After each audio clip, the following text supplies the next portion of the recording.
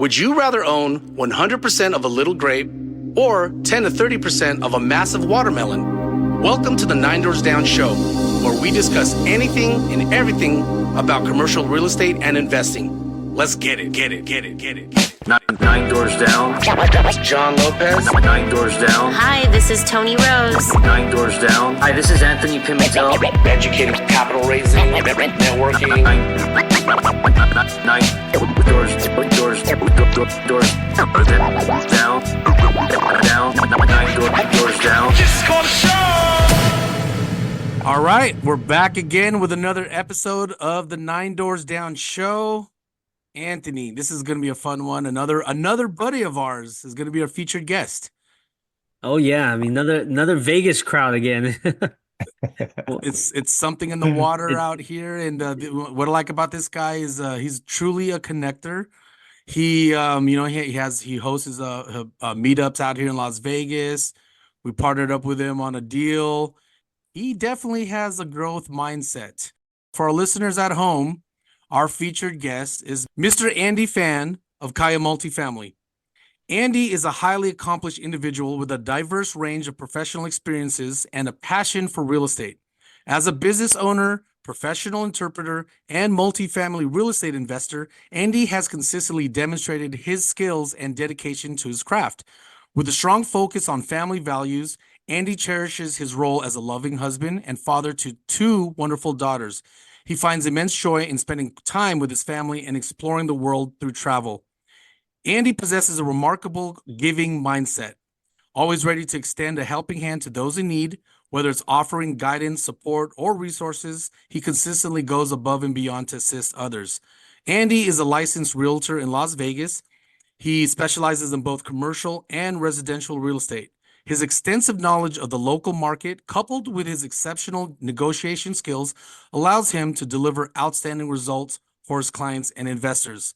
And for our listeners at home, or listening in the showers, or listening in the car while in traffic, let's welcome our guest, Mr. Andy Phan of Kaya Multifamily. How you doing, John? How you doing, Tom? Hey man, doing well, man. Getting ready for the holidays. That's what we're doing. Me too. My daughter's expecting some Santa Claus coming, so I haven't got to the Santa Claus job yet. So Got to put in some more work to do that, right? These kids get expensive nowadays. Oh man, you telling me? Yeah. So, but she's excited. I mean, my daughters right now. I have my younger one is 6 months, super cute. She's walking. She's trying to walk, but nope. She's we were putting on her on a walker right now, but she's just like, oh yeah, she's everywhere with the, those baby walkers. But then yeah, my older daughter, she just can't wait for this holiday coming. So always waiting for Santa Claus, counting down the hours and days. Yeah, but a guy like you, you account for these things, and I think you plant the seeds in all the right directions, whether it's long term or short term for your family. So before we dive in on the investment side of things and the entrepreneurial side of things, Andy, tell the listeners and give a background of life of Andy before Kaya Multifamily. Life before Kaya Multifamily and Las Vegas was before that I'd have to kind of start from the beginning where I actually grew up in. I grew up in Orange County, California, so Southern California. And at the time when I turned about 12, we moved with my family to Indiana due to some economic circumstances and all those stuff, and so we moved to Indiana, and my parents was in the restaurant business. They were just a cook. My mom was a cook. My dad was a waiter. So, and then couldn't handle the life anymore, I guess, in Orange County, and he moved us. My parents moved us to the Midwest, where, there was nothing else. There was no diversity. So it was a challenge growing up in a place where I was my brother and I were the only Asian people in the school. So it was hard, but like we kind of grew up there, and my parents took care of us, and they did the best they can. And my dad and my parents worked up to, to kind of make it short, they worked up to, they saved their money and opened up their own nail salon business. So nail salon thing was like, it was a trend back then where there was more in the culture. There was more Vietnamese getting into the to the industry, to the nail salon industry. So my parents saw the opportunity and they opened their first nail salon. And since then, I kind of grew up around that. I kind of grew up around the nail industry, and everyone I knew, all the parents and everyone, they were then they were doing nail salon and owning nail salons. So I started my family, grew up there, and started my family, met my wife, and since then we owned we ran a nail salon about 7 years ago. I was before that I was an interpreter too. So I got out of school and I was a Vietnamese interpreter. So I was a medical interpreter. So I knew nothing about. I was interested in real estate, but I knew nothing about real estate or even commercial real estate. I've lived in apartments all my life. My parents, even when they were owning businesses, they were moving us from apartment to apartment to apartment, and multifamily. And it's a coincidence, or in a way, that up till now, that since we've been in the multifamily space, I knew where I came from. It's kind of like a piece of me is part of that, part of this multifamily. So I want to be a part of something, that families live, and, because there's a lot of families, they rely on, apartment complexes or rental properties to, raise their family. And that's where I came from. That's where we're at right now. And I'm in Las Vegas and met a bunch of folks like you guys, and, just stick with the like-minded and successful. And I've been so appreciative. The event has been great. So yeah, you know what? Let's touch on your parents owning nail salons. So as a young person, what lessons did you take along while seeing them operating successful businesses? that's a good question, because growing up around it, I've never really noticed how they run their business, right? I've always kind of been around to kind of help them build up their nail salons. I remember them buying the nail salon. They had a little bit of money, and they bought this little shop. And we were coming in and out of there all the time, and I didn't realize the hardship my parents go through. I didn't realize that because I was young. I was young and dumb, right?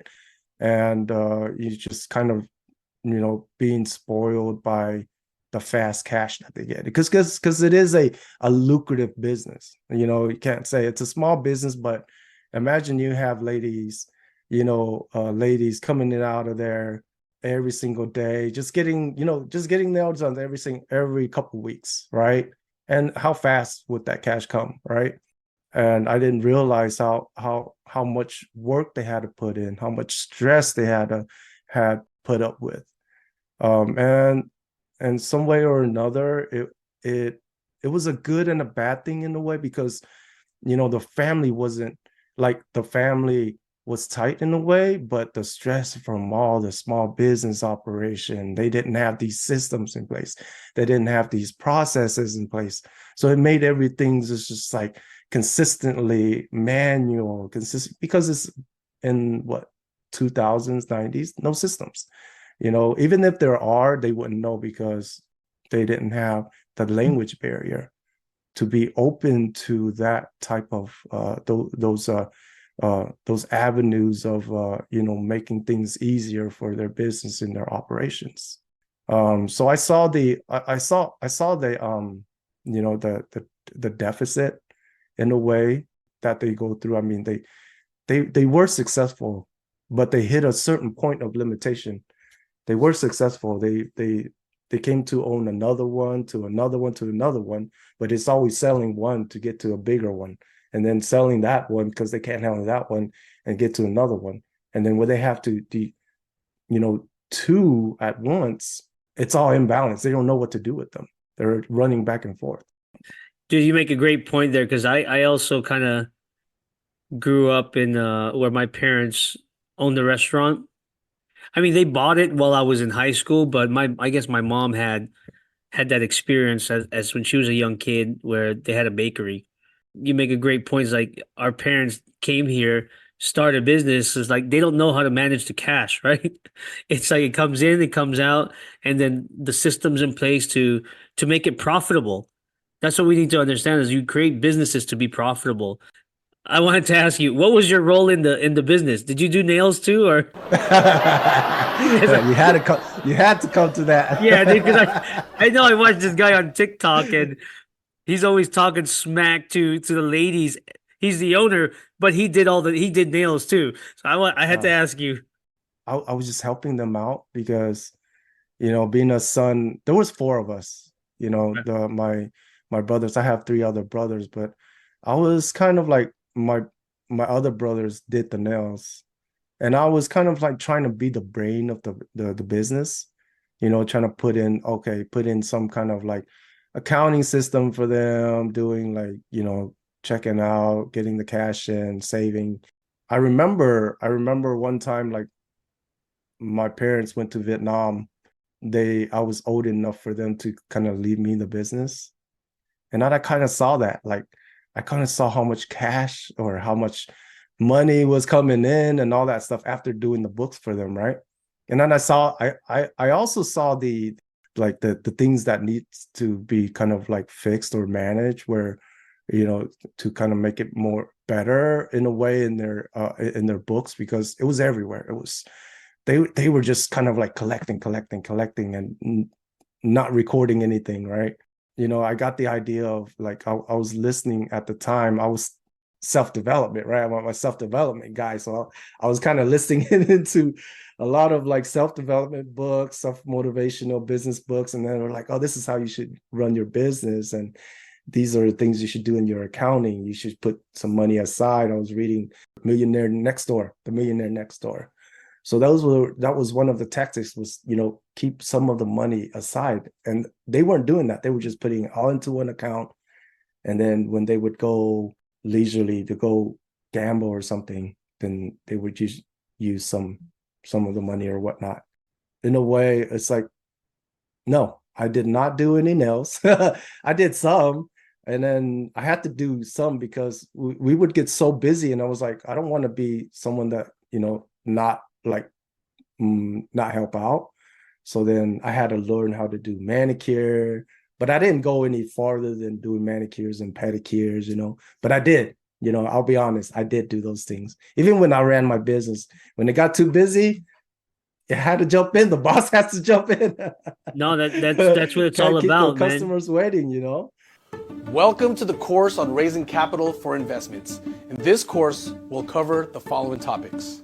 1, analyzing your investment strategy. Number 2, discovering potential investors. 3, crafting your pitch. 4, securing your investment. 5, our cheat code. We'll round out the program with our very own cheat code for getting in front of investors and being ready to pitch your investment opportunities. Take action today. Visit schoolofninedoorsdown.com and learn to attract capital.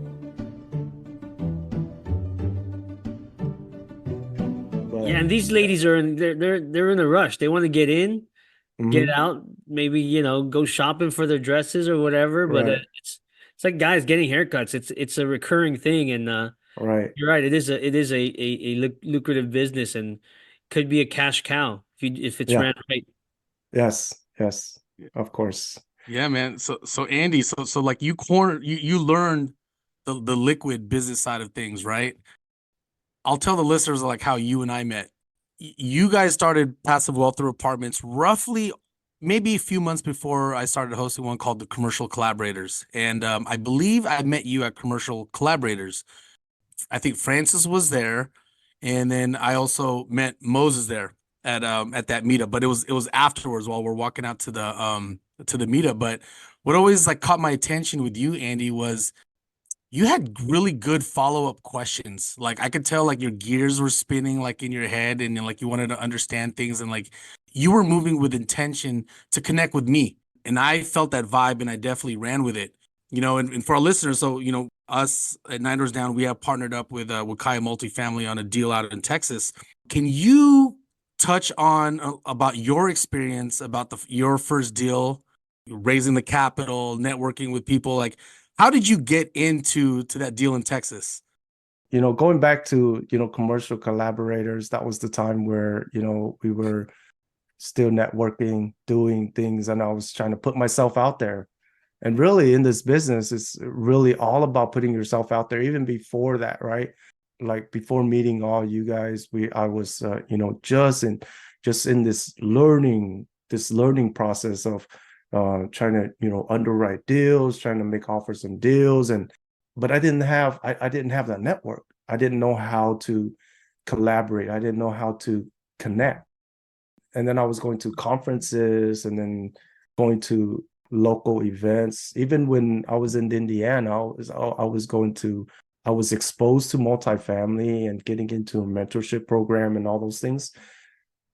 I told myself, I was like, oh, I have to, get myself out there now. Everything you do, honestly, everything you do, like the first time you do it, it's kind of nerve-wracking, right? So I remember the first time going to like a local event in Indiana. I was like, oh man, what should I say? What should I say? What should I ask? Right, trying to write down everything I need to ask and everything else. And who am I gonna meet? Who do I want to meet? And I was being intentional on, oh, I'm gonna meet all these high level performance investors and all those things. And I did meet a lot of investors. But in the end, it's like I felt like everybody that I meet, they're just like me. They're all like-minded. They're all, trying to go into a place where they want to meet a person with an intention of like finding out more, learning from each other, right? And that's what I did from even till now, going to events, even running our own event, PWTA. I can't say I'm so grateful for you guys to be like part of that too. You know what I mean? You guys are, collaborate with us and you're always open to that. And, even from our first deal, going back to our first deal, right? I was networking and then found Moses, found Francis. Francis was in the same mentorship program. So we got connected through there even before I moved to Las Vegas. And then I got with Francis, and we kind of talked about our vision.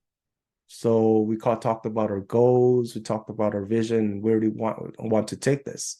And then after we met Moses, we were like, we wanted to help him, right? He was trying to make something happen in this Las Vegas market, trying to, be a networker too, trying to connect with more people. So we were like, oh, let's just put this thing together. So then after that, you like first time I met you, and I met you through Stan Lopez. Yeah. So you guys were around like the Lopez, the three Lopez, right? Or triple Shout out to Lopez, Stan and Omar, the Lopez trio. Omar Lopez. So then he invited me to I think that was one of his first events with you guys. Yeah, that was really, really nice. That was really nice event. I came in there with intention, like wanted to, I saw you and I was like, oh man, this guy's a big dog. You know what I mean? Psych. No, I still feel that way though. That's the thing. Like you've been so humble and so down to earth that, dude, this is the person that I should be in hand with, right? or, and collaborate with. And after that, we weren't working on that deal. I think Moses didn't get on that deal until later. Moses, with the Aviana Co. I think you've interviewed him on this podcast as well. He was working on this deal for 4 months, and after that, we just kind of hopped on the deal. And then you made it happen. We were like, oh yeah, I reached out to my investors. I wanted to invest in it too, believe in the deal. And then pretty much you guys had the fund going. We were like, oh yeah, let's collaborate. I have some investors that is able to put into the fund, to put into the deal, right? And then that's how it all happened, where we all collaborated in some way or another, customized the deal where we made it work. At first, I didn't know how to make it work because these, $50,000, not a lot of people can invest $50,000 in their deals, right? Like on their first deal, but they have 25 or they have 20 or whatnot. And you guys had that platform. And that's awesome, dude. It's awesome that you have that kind of the platform to give people opportunity, give people the opportunity to invest in, a fund like yours. And I so humble and grateful for you guys to and I've seen the success you guys are, putting out there. And then now this podcast, we've been talking about this podcast like quite a while. And now it's just like it's coming into fruition now, where you're even bringing more value to, to your audience. I'm pretty proud of that, and I'm really glad to be here today. Yeah, man. We're very grateful to have met yourself and Francis, and especially PWTA. And I know with me, I could always look forward to that very first Tuesday of every single month. Like you guys bring on great guest speakers, and in my opinion, like it's the best multifamily, meetup that's out here in Las Vegas. And for those that are coming into to the next event and say they've never been to a meetup before, what advice can you give to someone who's stepping into their very first meetup? And, just like you, they're like, oh my gosh, I'm going to be talking to a bunch of bigwigs. How do I talk? How do I dress? How do I, how does my body language look like to these people? What advice can you give to that crowd? Well, learning from going to conferences and going to like networking events and everything else, is just all intentional. I mean, people come in, I just want them to feel welcome, right? Like we all people trying to help each other in some way or another, and have that intention that who are you going to meet, and how, what kind of values, if you do communicate to someone, what kind of values you could bring, your principles and values and everything else, and talk and just be open to people, because people are people. Like whether they're there to find a sponsor, whether they're there to find an investor, whether they're there to find clients, just know that who you meet, you never know who you're going to collaborate with. You won't have to collaborate with everybody, or you won't not even able to collaborate with anyone. But once you meet that person, done deal, that person. So it's the follow-up. It's like this, you know what I mean? We talk to each other now, right? We reach out to each other every once in a while to check up on ourselves, on each other, right? And it's that relationship we built with each other, and that trust we built with each other. And after that comes, collaborations, what we can do, what our resources are, we can bring together to make things happen, right? If anybody does come to our event or any event, just know that you're there with some type of intention. Don't be too nervous. Everyone else is just like you. What I learned is like everyone else is just like us. We're trying to, even the person on top, even the person speaking at the event, they're there for the intention of bringing value to their to the people there. We've had speakers like Rob Roselle. He lives in the area, but he comes there, for the last year, or from the beginning, he comes there almost every single event, just to be part of it, just to meet people. And he closed his last deal from collaborating with people from our group, right? He closed his 233 unit deal in Las Vegas just from the collaboration of meeting people from events like ours. Just know that the speakers there, they're there to look for partners as well. They're not there to, oh yeah, find the next investor or anything like that. They're there to actually look for partners. They're there to, bring value to people who kind of like maybe haven't done as much as they've done, but they want to connect with more people, to inspire more people, right? To inspire more people where hand in hand after that comes the collaboration. So if anyone is, just not just our like events or anything, our events, any event, come with intention. And if you do have someone that you want to meet, go there and meet that person. Don't be nervous. So Yeah, those are great points, man. As a business owner, and you're a business owner, I wanted to ask you about basically, what are some of the skills you've learned, running your nail shop, and how do you think some of those skills kind of transfer to translate into you moving on to multifamily? Because I know when I opened my restaurant, I was kind of like more of an introvert, but then you have to talk to customers, you're serving yeah. customers. I think that helped me a lot get outside of my shell, and then going to networking events, like you made a good point, is allowed me to really go up to people and just start talking to them, is because I'm greeting customers as they walk in the door. I'm like, hey, welcome. How can we help you? Something like that. Like maybe name a few things that helped you, when in your business, in your current business, and how it helped translate into those skills in real estate. You know what the secret is though? Like in this whole life of business and life, your business and your life is kind of like the same, right?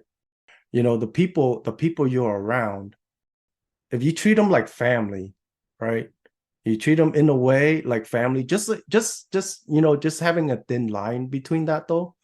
You kind of like, you bring the people skills, no matter what it is, you make things better, even if you put like your systems. And from what I learned from my last business is people skills, putting systems in place to make those processes better, make for them, not for us, for them.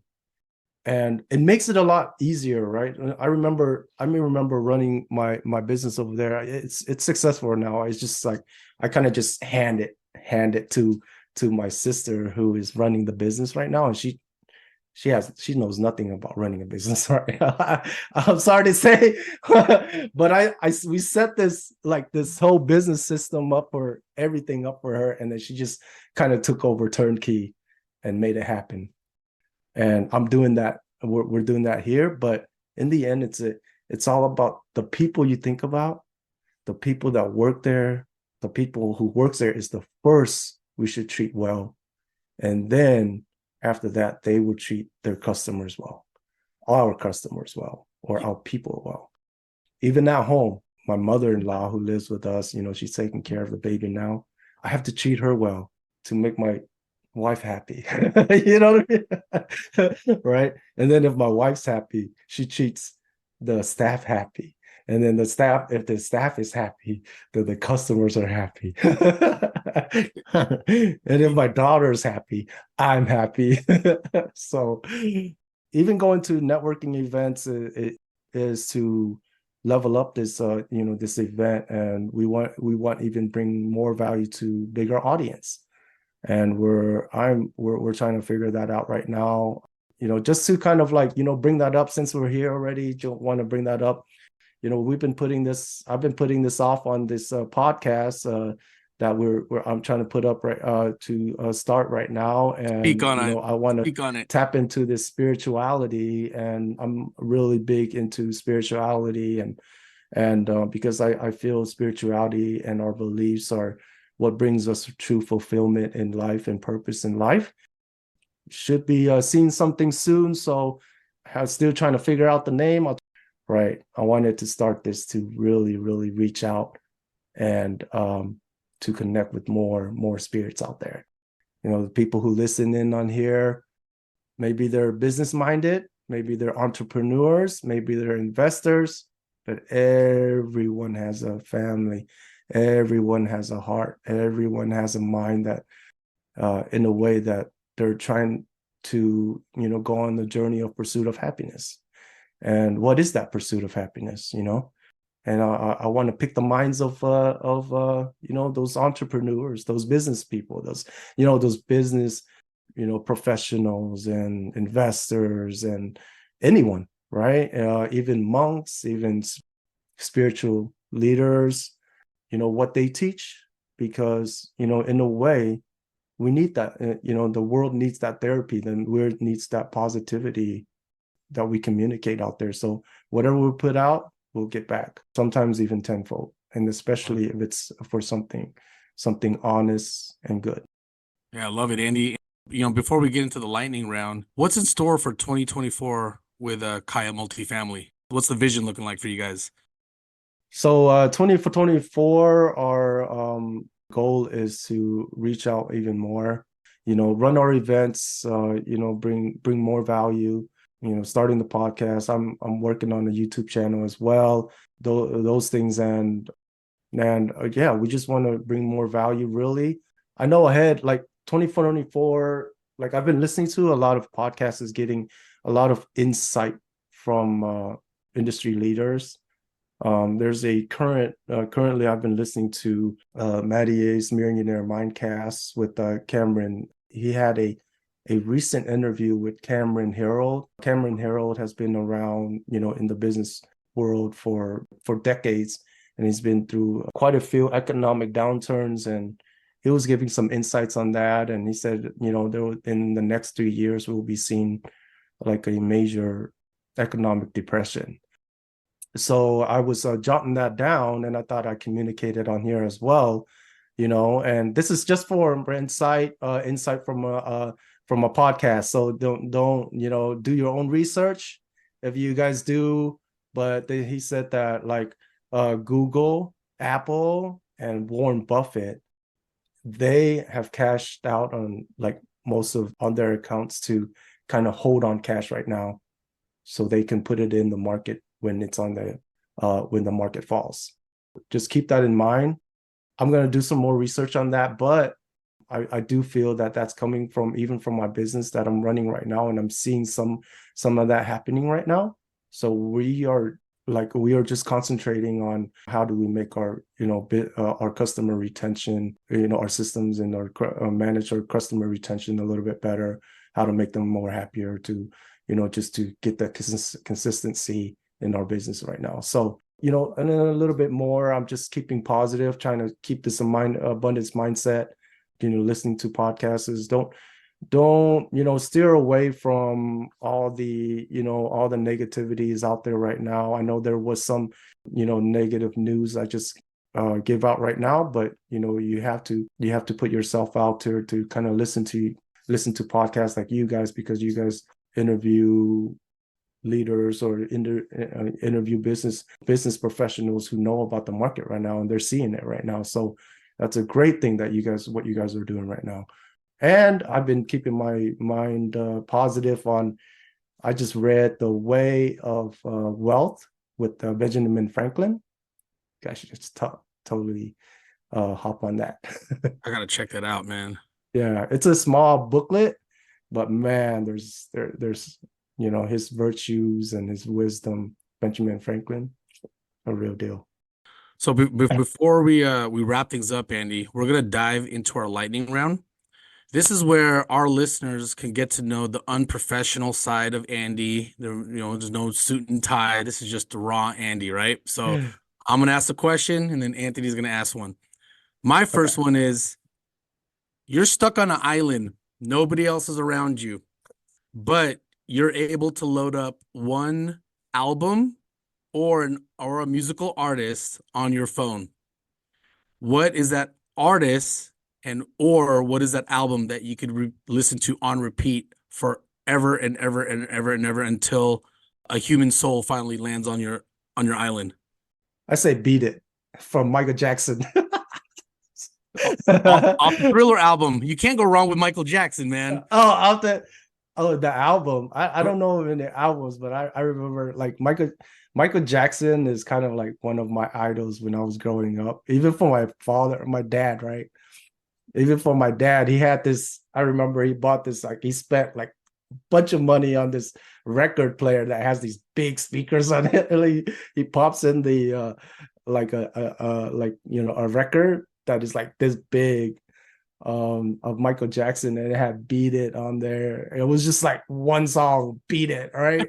And he kept playing it all the time. I was like, I love that song. Every single time I hear that song, I'm like, good. It brings back memories. That is a timeless song, man. If I'm ever like in a whether it's a wedding setting or if it's like a club or a bar, I can always slip and Beat It. The beginning bass line is always catchy, and he's also from Gary, Indiana. Yeah, I know, right? I didn't realize it. I didn't realize it until I moved to Indiana and I went to Gary. I was like, this is where Michael Jackson's from. Good choice with Michael Jackson and Beat It. Now, okay, my question is, if you were to travel anywhere in the world, would you prefer tropical or mountain region area? And if so, where would it be? If I had to travel by myself, let's say with family, we with family. Oh, okay, family. with families, it has to be yeah. tropical. It's a family show. We got to bring the family. Okay, family. So I'm a spiritual guy. So if I'm alone, I'll be up in the mountains. Okay, got it. But else with my family, with my family, because every year we tend to kind of make a trip to the tropicals. You know, we try to like this coming March, which funny.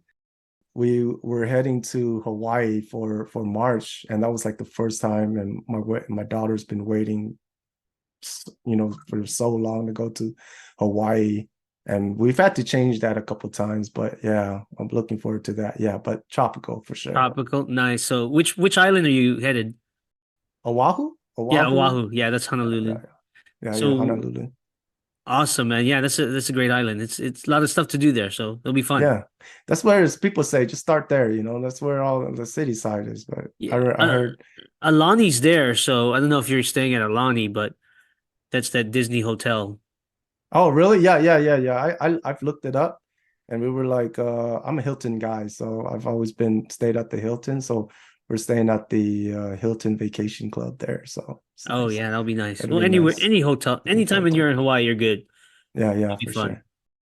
What's cool about like Honolulu and the Oahu area, like it caters to the young crowd, so you have a party scene out there, but then you also have like the more of the beach side with the more commerce side with the family. So it's a great choice, man.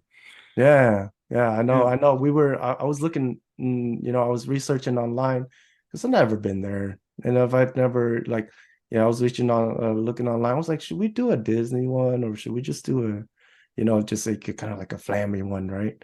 So it was like, let's just do a family one this time around. But yeah. That's great. Before we sign off, man, how can our listeners get a hold of you? Do you have any social media, websites, email address? Please share. Oh, yeah. Yep. Website is kayamultifamily.com. My name is Andy Phan. You can find me at andy.phan.82 on my Facebook. And just watch out for our events. We passive wealth through apartments in Las Vegas. So if anyone's interested in speaking at our events or being at our events, just reach out to me. I'm not sure if I'm supposed to be leaving my phone number on here, but you can reach out to me at andy@kayamultifamily.com, or you can email pwta.lasvegas@gmail.com. We'd be happy to see you there. Andy, thank you again for hopping on the show. It's another fun and insightful episode of the 9 Doors Down show. For everyone that's out there, please listen to us, like and leave a comment, and follow us on YouTube, Spotify, as well as Apple Podcasts. And on that note, for the 9 Doors Down show, we out. Peace.